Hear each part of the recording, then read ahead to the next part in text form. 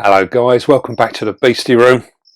Well, it's day 5 on the Beastie build, and today we are looking at getting the roof on.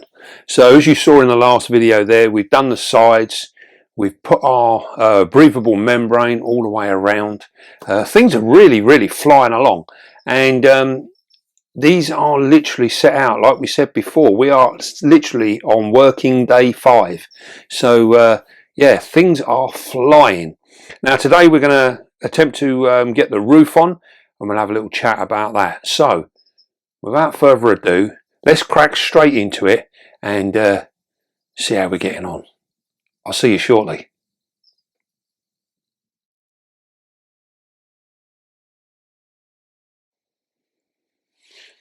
Well, here we are on day 5.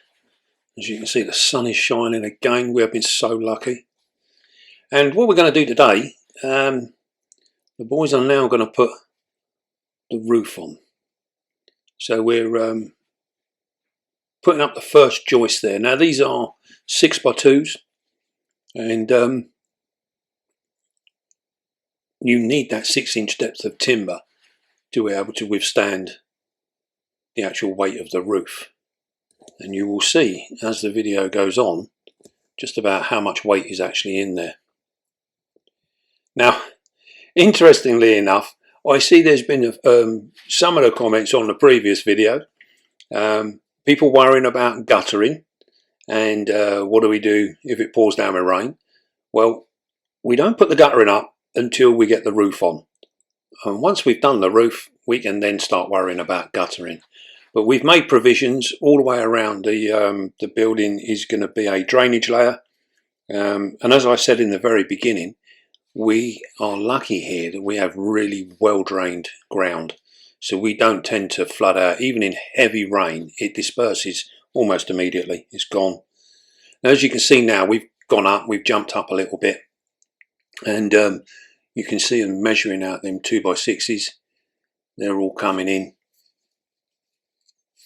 And it's important that they're measured out correctly, so they're the right distance apart. And we can see there that each one is put in individually, and then they are fixed down into the main framework of the building.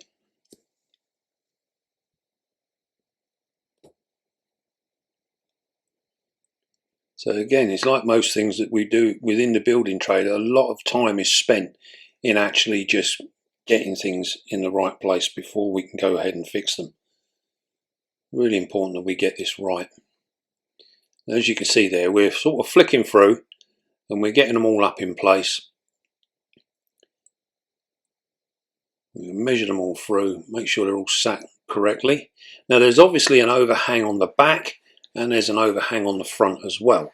Now on the back there will be a slight overhang, and this will allow the guttering to be sat underneath. We're going to have a rubber roof on this build, and this seems to be the most popular roofing material at the moment. People are sort of shouting out about it. Many of your garden rooms and things like that are all built with rubber roofs, and it has a really long lasting lifetime. So you're 20 plus years on a rubber roof. Felt and what have you, I was originally going to do it in felt, but it worked out not a lot different in terms of expense compared to the rubber. There wasn't a lot of difference in it, and speaking to many different people, the rubber roof seemed to be the way to go. As you can see there, the actual bushes are quite deceiving. You can see there that Tucker's almost hidden in a bush there, and it is actually trimmed back all the way around below it, but it's just poking over the tops. So once this is on, we will trim that back and get rid of it. But the stuff that's actually hanging over at the moment, you can see the edge of the wood. It's only the very fine stuff. So what we're doing now is we're boarding it all out, getting it fixed in place.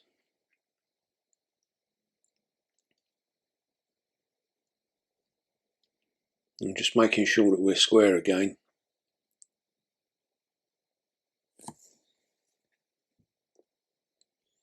So it's at this point now that you really start to see the progress and how things are taking shape, and we're getting a real good idea of how it's going to look.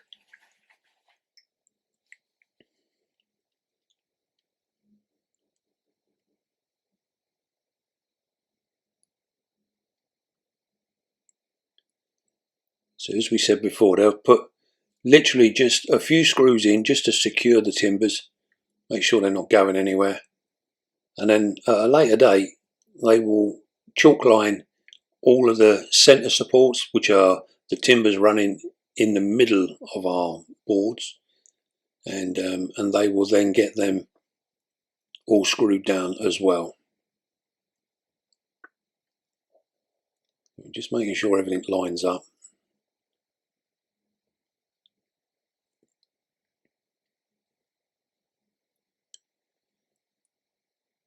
It's well worthwhile taking that little bit of extra time in these first couple in the beginning, because these will dictate where the rest of the boards go along, and if they're in the right place, the rest of them will follow suit.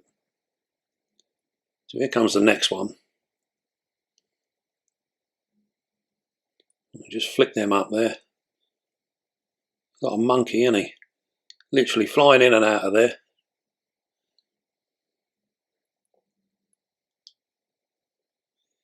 Now, bearing in mind, this is one of the things that we said in the last video. This is day 5. So 5 days work has got us to this point now.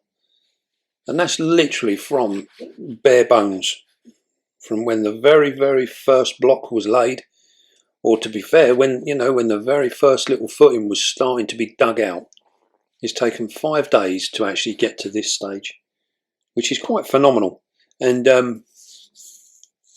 I'm really pleased with the speed in which we're moving along. It's not going to take long for this to actually be complete.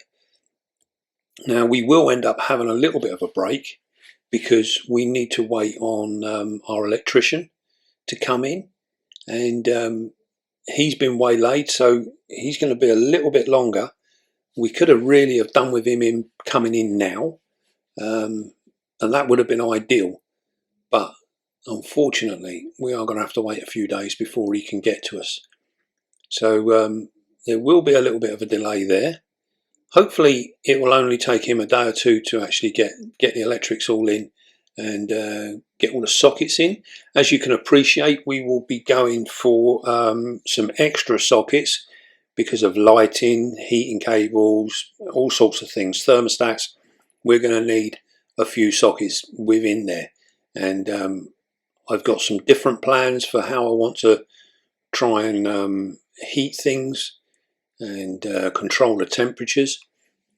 And we've also got some really cool projects that we're hoping to get started on very soon.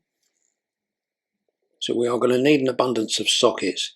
We also need to run an armor cable down from the house so we can connect into the house and then connect into our room here, which will run off of a separate fuse box, so that should we have any problems with the electricity supply or whatever down in the room, it won't knock the house out, it will just knock the room out, which is important.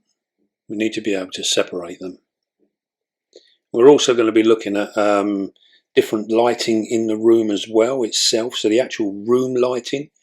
We are looking at maybe doing downlights in the room. We also need to have some more specified lighting so that when we're filming, so we're doing our videos for you guys, so we can have some proper lighting for that. These are all different little things that have needed to be sort of planned out, and I spend a lot of time when these guys go home. I spend a lot of time just walking around that empty shell, trying to get it square in my head where I want sockets, where I want lights, and all these different bits and pieces. And I've been doing this since the build started. So I've been sort of playing around with ideas, trying to optimise the space as best as possible so that we don't end up with too much lost space. But there is always areas that can't be used or whatever. Even down to looking at the shelving. How are we going to do the shelving? Are we going to carry on doing the same way as I've done in the other rooms, or are we going to look for a different way altogether? There's so many options, and the internal build of this room is going to take a little bit of time. So here we are now. We've practically got all of the panels on, and we're sort of like halfway through now. Now the interesting thing, you can see there, we need to just fill in that gap on the end.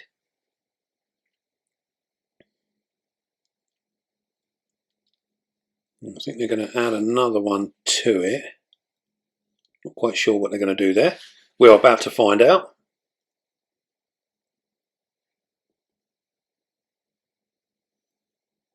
Right, and here we go. So now I'm going to fit in the end one. So basically, because it's literally going to overlap the roof, there is going to be like, I think we ended up on the sides with something like a 50mm overlap. So this basically means that when it rains, the water that runs down on the side of the roof, obviously the side will get wet in a storm, that will drip clear of the building rather than it running straight down the side of the building, which is where we would end up having problems. Now this will all come into play when we put the soffits up and the edging around the roof as well, and that will also take the water away from it dripping directly onto the side of the building. Now once you actually get past that overhang, obviously the sides get wet, but the cladding is designed to actually take the water down and away from the from any edges. So it's all cleverly designed so that water does not get inside. So everything has its own drip protection.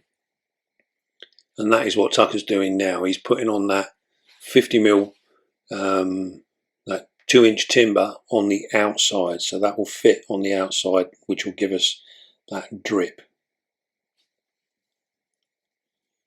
And obviously now once he's got that on there, he can measure that and we can cut the board to hold it all into place. It's already fixed to the sides of the building. You know, you see there on the front, there's quite a an overhang on the front. So here we are now. We're just putting in that last board. I'll cover the front up. Now, as you can see there was a quite a large overhang on the front, and we actually trimmed this back because I thought it was just a little bit too long.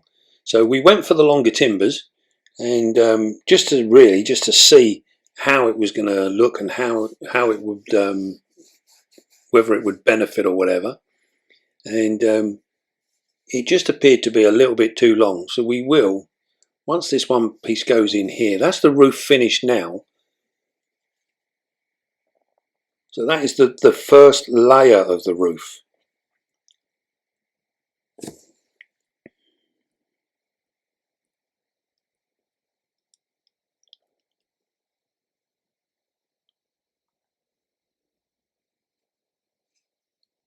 So now we've come on the inside and we're looking at putting the noggins on, which will run through the centre of the building, and then also on the front there you'll see where the light is shining through. We need to block them off as well, so we put noggins in there as well, and this will basically seal the room in.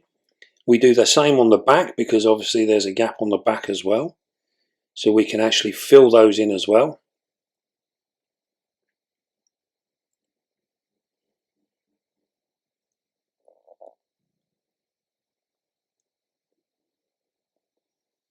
So it's all coming together. Now we have to do this in stages. They're all being fixed through. And then we are almost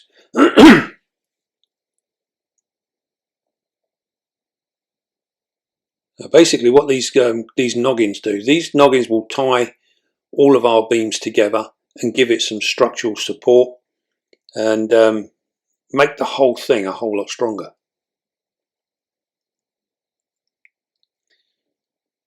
There we go, the last couple going in there. That's going through the centre. Now these would have been measured out also so that to fit in with our plasterboard, so that once we come round to putting our plasterboard up, then we will have areas in which to join our sheets. As you can see now, we're actually just putting in the front ones now. So the daylight is slowly disappearing. And we're also going to run a ventilation system through the inside of the roof. And we can explain that later as and when we put it in. And then I'm hoping that this system will help cool the building on really, really hot days. It will all become apparent once we actually we start putting it in. But that's a little way off yet. We've still got more to do with the roof.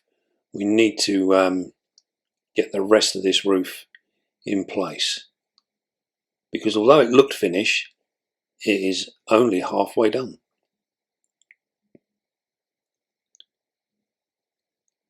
So that's these noggins going in, and as you can see now, this is really starting to seal the building off.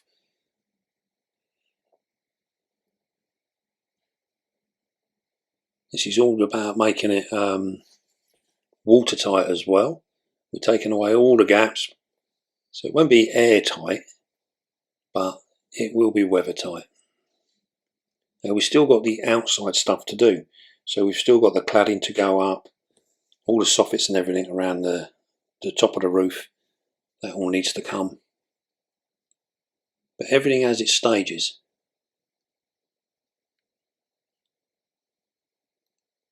Almost there.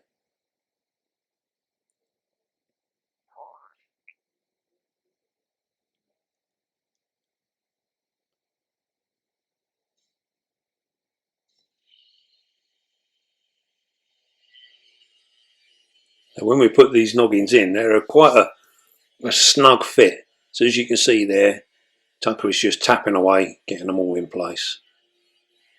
And that is the last noggin about to go in. So that was the inside noggins taken care of. Tucker finishing his coffee. And now we're up on the roof. So we've laid, you would have seen just previously, we've just laid the first base of the roof down on top of the 2x6s. And then we had quite an overhang on the front. And this was done purposely so that we could get an idea of where we would be. And it just looked a little bit too much. So what we done was we decided to cut it off and cut it back. So we've got around about a 2 foot overhang now, whereas it was around just about 2'6", 2'8", something like that. So we've taken about 6 or so inches off, and this has brought it all back just a little bit, keep it a little bit more in keeping. We don't want it to be standing out too much. Now we had plans to put some downlights in the actual overhang itself, so that will just give it a nice sort of ambience, especially in the evening, because at the end of the day, you know, we've only got a very small garden, and this Beastie room has taken up a good portion of it, so we're very keen to make it as less obtrusive as possible, and try and keep things, you know, within reason to a sensible degree. Now what's happening now, Tucker's cutting the 2x6s now, cutting them down to size, and that will be our finished roof size. So that's all there. Didn't take long to whip through them, did it? So we're We've cut all of them now. So now we're looking at laying the second part of the roof. Now I'm pretty sure that many of you would not have realised that there is actually two portions to the roof. And this is because we're going to install what is called a cold roof. So basically what we've done is we've put the first layer down on top of the 2x6s, and as you would have seen on the inside of the shed, there is a 6-inch gap between the bottom of the joist, which will be our roof height inside, that will be plasterboarded, and there's a 6-inch gap between that and the sheet supply that Tucker is standing on now. So that is all going to be on the inside.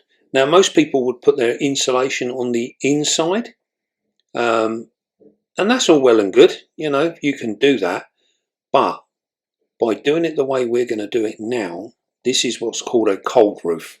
And what it does is it will insulate in the winter time, but in the summertime it can allow us to lose heat, because inside that shed will become incredibly hot in the summer. So it's very important that we can control that heat. You'll see that many builds suffer in the summertime. They suffer trying to keep them cool. This will help alleviate that.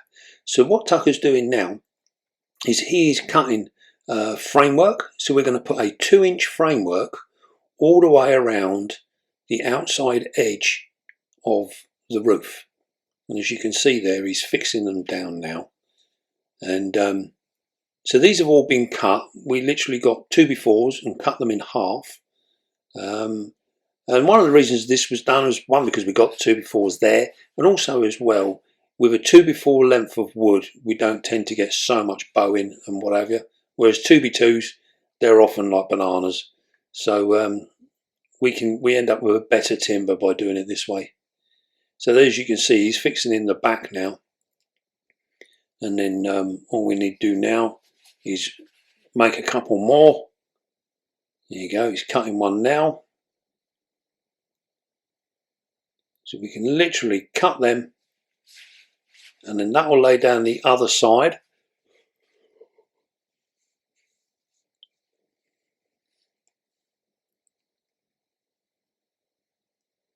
We're almost there. You know, so we're sweeping it off all the time because we don't want any sawdust up on that roof. We want it to be as clean as possible. And that's important, and you'll see why in just a moment. So now fixing down that front edge. Get it all nice and secure. So that's given us a 50mm lip all the way around the edge of the building. I'm just going to put that side edge in now. Get that done. Got a little bit of an offcut there we need to cut in.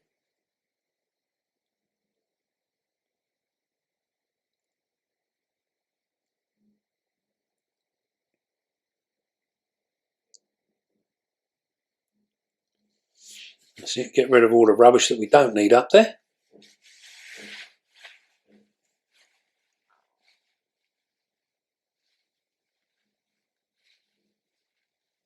And that's it. We've got that last little piece in there. It's now time to start getting rid of some of the stuff. Have a last sweep up. Get rid of anything that's left up there. All that sawdust. We need a totally clean roof. And it also needs to be dry. So we've been very lucky. As you can see, the sun's out. And it's going to keep it nice and dry. You can see all that sawdust where we've been cutting up there. I'm going to get all that together. Get rid of it. That's it. One very nice clean roof.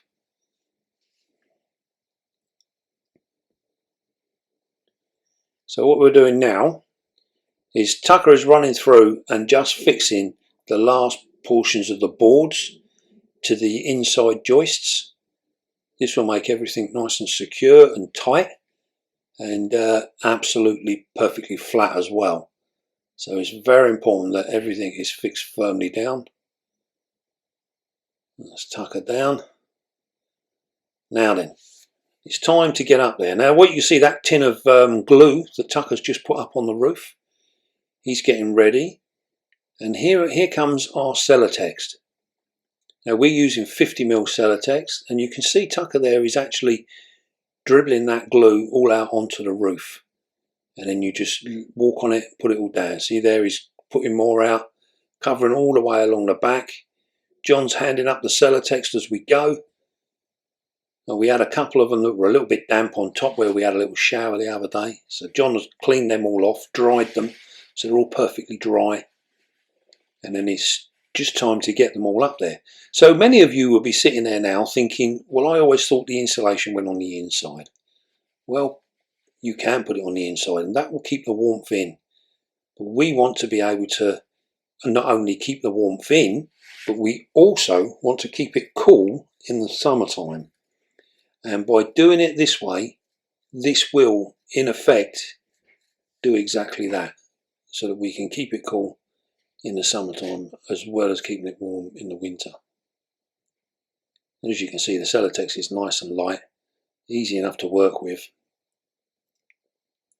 So what we've done with this build is we've put Celotex on the roof, and we've also Celotexed or we will do, we haven't done it yet, we will Celotex the floor as well. And again, the floor is going to be done in a very, very similar way as to what we're seeing now with the roof. So we've already laid the floor panels, but we will Celotex on top of them, just as Tucker is doing now on the roof. And that will again give us that extra thermal barrier. So it will keep everything nice and warm, but also keep it nice and cool in the summer months. Bearing in mind, the other day we hit 34 degrees here, which for British weather is very, very warm.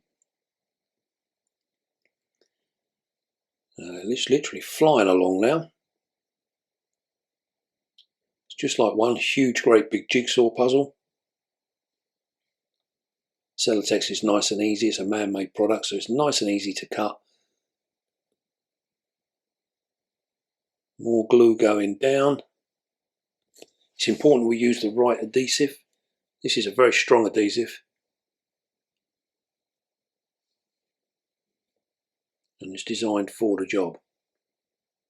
So you can see now why we needed the edging all the way around the roof.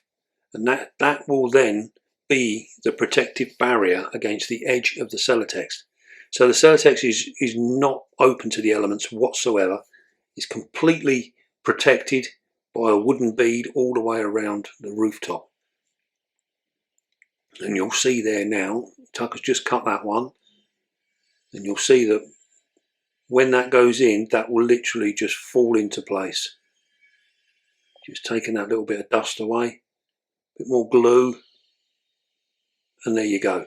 That just pops in. See that? Just drops in. Lovely. So that is very, very protected against the elements, against anything. Now, bearing as well, once this has all been done, we are then going to place a rubber roof on top. But before we can do that, we need to board this roof out again. So here we go with the last few bits of Celotex. You notice that glue going down? Very important that we glue everything, and this basically holds everything in place, keeps it nice and tight.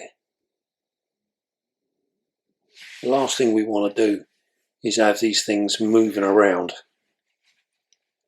So you can also see there now that where the boards have gone in, Tucker is now using a silver foil tape, which is one of the tapes actually that I use in my room to secure heat mats and things like that. It is very, very sticky stuff, but it comes off nice and easy as well should you need to remove it. So he is taping up all of the joints, so everything is sealed and secure, and he will go through and do the whole roof in that manner. So we can get rid of everything else that's up there now. We don't need any of that. And you can see now that it's literally a silver roof. The whole thing is completely covered in Celotex. And as we said earlier, that's a 50mm thick Celotex, which is more than enough for what we require. So he's going to get that taped up, get it finished, get the last few bits done.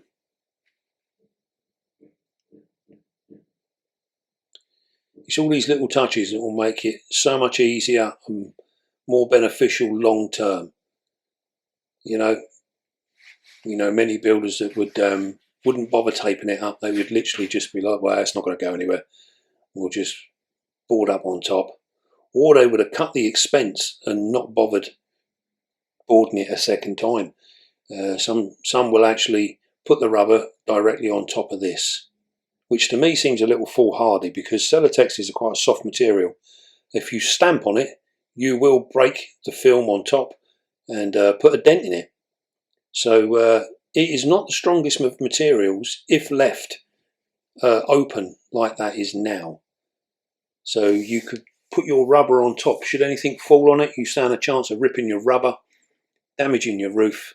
You're going to do all sorts of damage.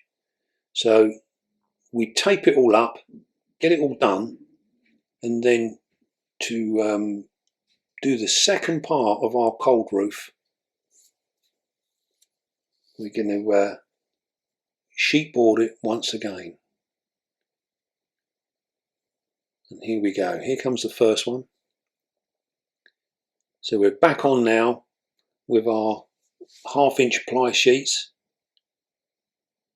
and that will go directly on top of the Celotex. So our Celotex is actually sandwiched between two 1/2-inch boards of ply.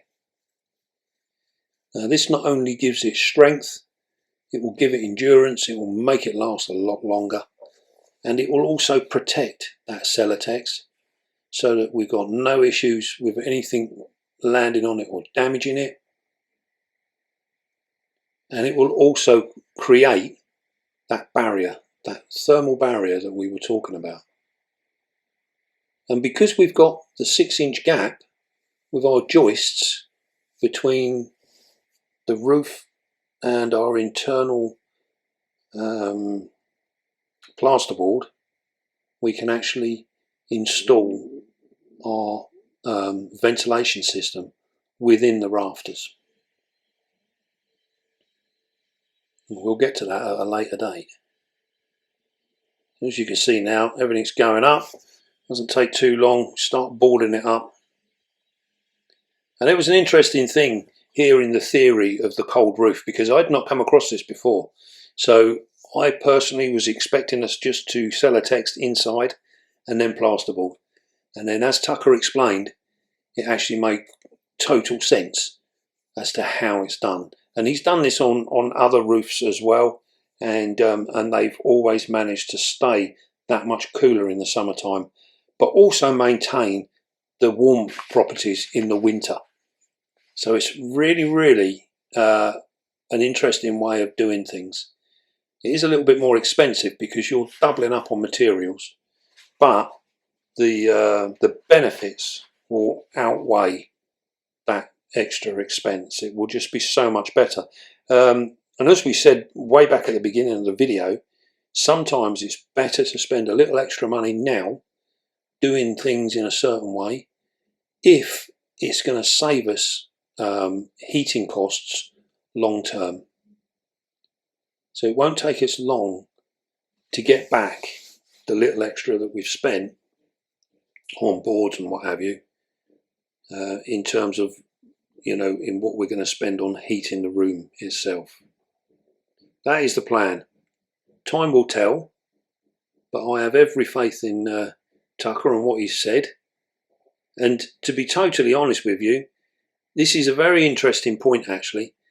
When it comes to the way we've done this building and the way Tucker works, we are paying him on a day rate.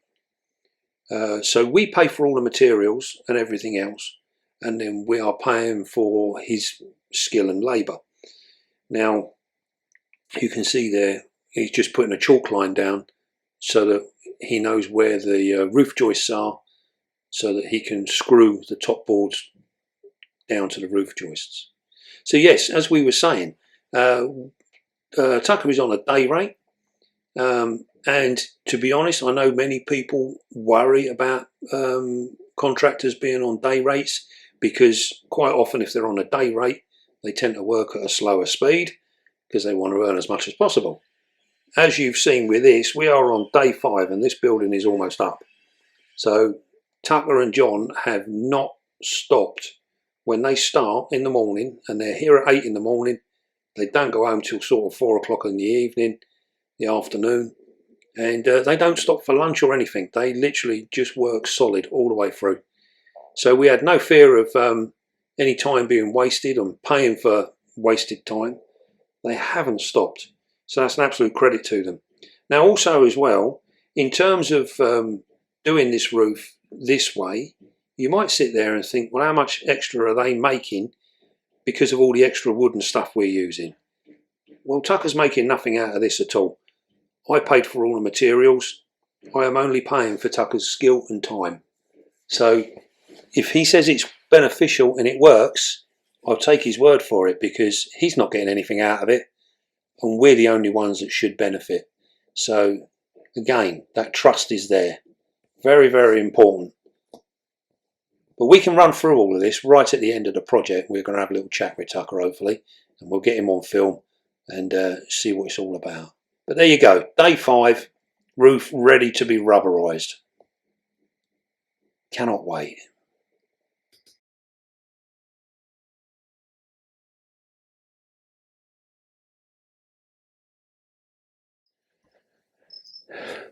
Well, what could I say? These boys don't hang around, do they? They really don't hang around. Now, we had a little bit of threat of some bad weather today, but it held off.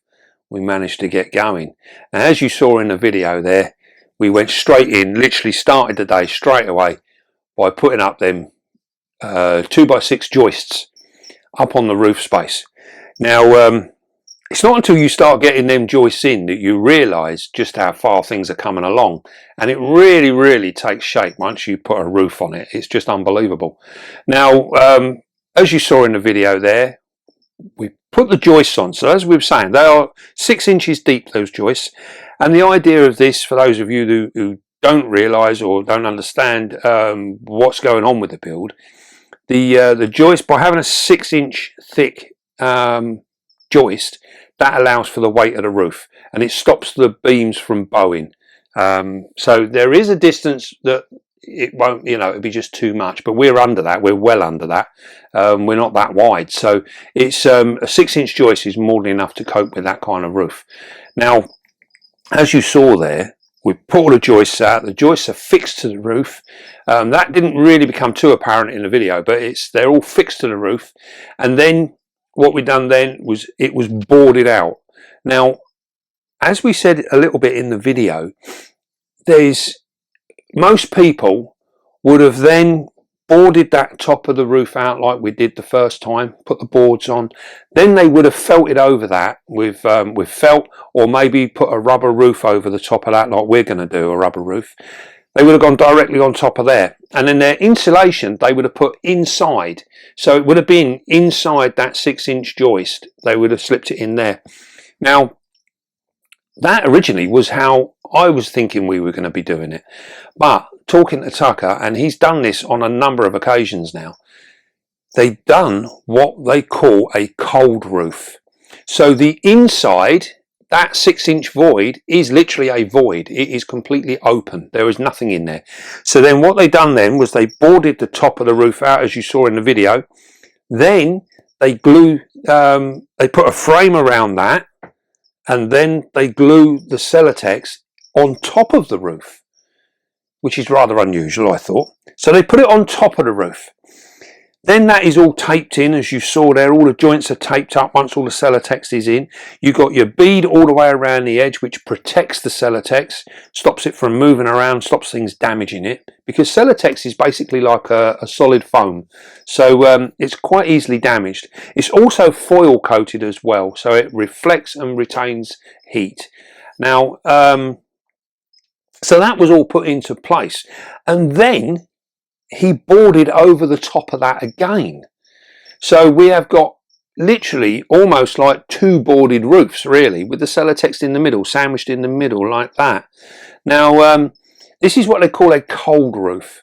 And the idea being that it allows the building to actually breathe in the summertime. So when we get them really hot temperatures, now I know I've been talking to a couple of people on Facebook that we're friends with, and their buildings have reached out at 37, 38. One of them even reached 39 inside the room, which is really, really quite warm. So the idea of the cold roof is that hopefully it will alleviate that, and we can get them temperatures down so that it can be a little bit cooler. It's not going to be massively cooler, but it will keep them temperatures down. And in the winter time, sorry, then it will help to keep the temperatures warm inside. So it's going to be running two different things. It's going to be doing two different things. Now, also as well, this also means that we can incorporate a ventilation system inside the 6-inch void, which is basically the board to the bottom of the joist. We still have 6 inches of airflow through there. Now, on the inside, as you saw there when we were putting the noggins, the last noggins in the front of the building, you will see where the joists were running inside, and that is an open void. So our plasterboard goes up to the base of the 6-inch joist, and then that leaves us with that 6 inches with nothing in it. It'd be completely empty. So what we're going to do, we are going to run a ventilation system running through them voids and then putting fans on them so that it will actually draw cold air from outside through the pipes and back out the other end of the building, and it will push it out the back. So in theory it will suck out the hot air inside, replacing it with cold air from outside, and then that way we can hopefully regulate the building a little bit. It should help. And I say Tucker's installed this before in his own building, and it's you know, it's in other buildings, sorry, and it's done the job. So we're hoping that it's going to help alleviate them really, really hot temps. Just when we get that odd day here in Britain where we get a really, really warm one. So, as the old saying goes, better to have and not need than not have and need it. So we're going to go with it. We're going to put this ventilation system in, and hopefully this cold roof will work out. Now, one of the things that that actually struck me, and someone actually said to me, was they was talking about basically when you get work done on your home and things like that, there's always hidden costs and bits and pieces that jump out and bite you. And so this is another important factor, is when you get your builders to whoever you choose, you need to have some form of trust there. You know, you've got to trust that they got your interests at heart, really. And as I said on the video, the way Tucker works is we are paying a day rate. So we literally just pay for his time each day. I pay for all the materials and everything else. Although many of it is Tucker arranges it and sorts it out and gets it all ordered up and what have you, and then he just gives me the bill and I pay the bill direct to whoever it was. So like if we're ordering timber, he just gives me a thing and he just says, oh, you owe Juicens X amount of money, and I then go and phone them up and pay it. So all Tucker actually gets paid is his time in the day, and then he just gives me a bill at the end of the week, totting up how many hours he's done. Now, doing it that way, we literally, there is no hidden costs as such. Now, because one of the things is like when we were describing the roof, we basically put two roofs on. Now, many of you sit and think, well, what's the benefit of that? What's the builder making out of that? He must be making a fortune out of that. You've just spent double the amount of money on boards. So, but that's not the case, because we're paying for the materials and we only pay for Tucker's time. So, you know, it's a nice way of going, because it's very transparent, which is what you need when you're doing a build like this, or anything else. If you're having stuff done in your home, you know, you need that transparency, and we've always had that with Tucker and his crew. So we're more than happy to carry on doing things the way we're doing. So yeah, if you do embark on any sort of work at home, things like that, and you have outside contractors come in, make sure you get that transparency and you know exactly where you are, and then that way you won't end up getting slapped in the face later on with hidden costs, because we don't need them, because we don't always budget for hidden things. Right, what else was there? Now, we also had some comments about guttering. Where is the guttering? Well, you guys were a little bit ahead of yourself, and you know, we need to get the roof on before we put the guttering on. So hence no guttering without a roof. So it's funny when I read some of the comments, I can understand some of the excitement, and people are like jumping ahead of where we are. So yes, the guttering is to come, and this will all be explained. Now, we got the main roof on, everything is done, and we run out of time.